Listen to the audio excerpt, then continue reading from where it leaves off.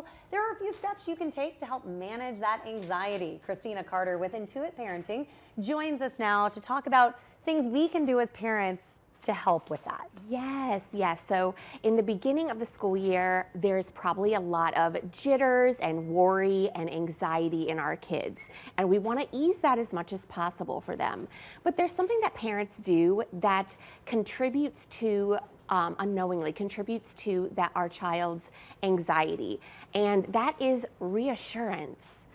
So you would think, like, your heart's in the right place. You just want things to be okay for them. You're going to be fine. Good. You got this. Yes, exactly. You want to say, there's nothing to worry about. It's no big deal. You're fine. Yeah, I think I said all of those things. Oh, no. All of us do, right? And so we just want to fix it as quickly as possible. But what happens is, it's a Band-Aid solution. It's only temporary. And the truth is, we can't really guarantee that things are going to be okay, or that they're not going to be uncomfortable, or that, everything's going to be fine.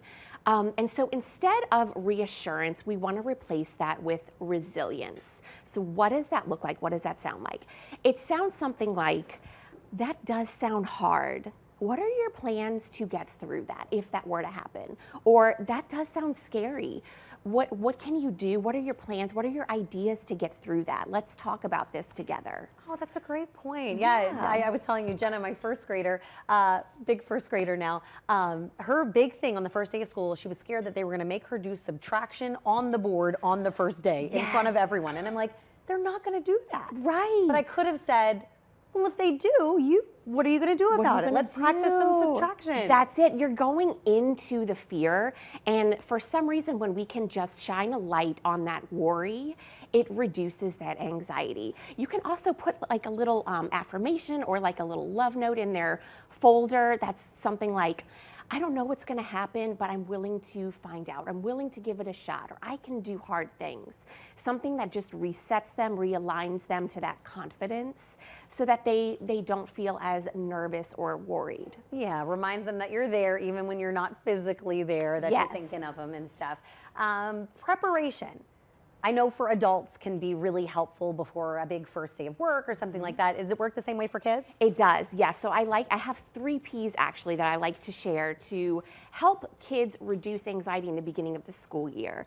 And that's one of them. So it's really about preparing your to-dos as much as possible up front. So packing lunches, laying out clothes, deciding what hairdo you want the next day, just packing backpacks, supplies, making sure all of that is as much in place as possible, because the more there's chaos, the more that feeds the anxiety. Sure. Anything from like even a visual schedule, routine, a calendar, maybe for the day or the week. What's the week look like upcoming, or the month?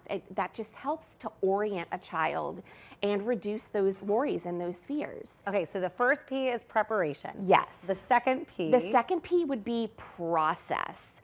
Give your child the space to process the actual fears or the worries, the specifics. Draw it out or journal about it and talk about it together. Give the space to really look at it and shine a light on it and expose it, because once we do that, it just isn't as scary. So talk about what's the thing that that they're dreading the most. What is the thing that they don't want to happen?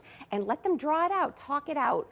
Talk about it, journal it, write it out, whatever that is. Just give that a voice, and that really does ease anxiety. All right, so preparation, give them time to process everything, and then what's the third one? Practice. Okay, so if there's a scenario with your child that's just they're dreading, whether it's car line or getting out of the car in the morning, or lunchtime trying to find a spot, or making friends with a new peer, or getting called on during during class or something. Act it out. So practice and role play. When your child's brain perceives something as familiar, it's not as scary. So you role play, and then they feel a lot more at ease and a sense of safety inside when you do that. I love it. Prepare, process, and practice. Thank you so much, Christina. You're welcome. All right.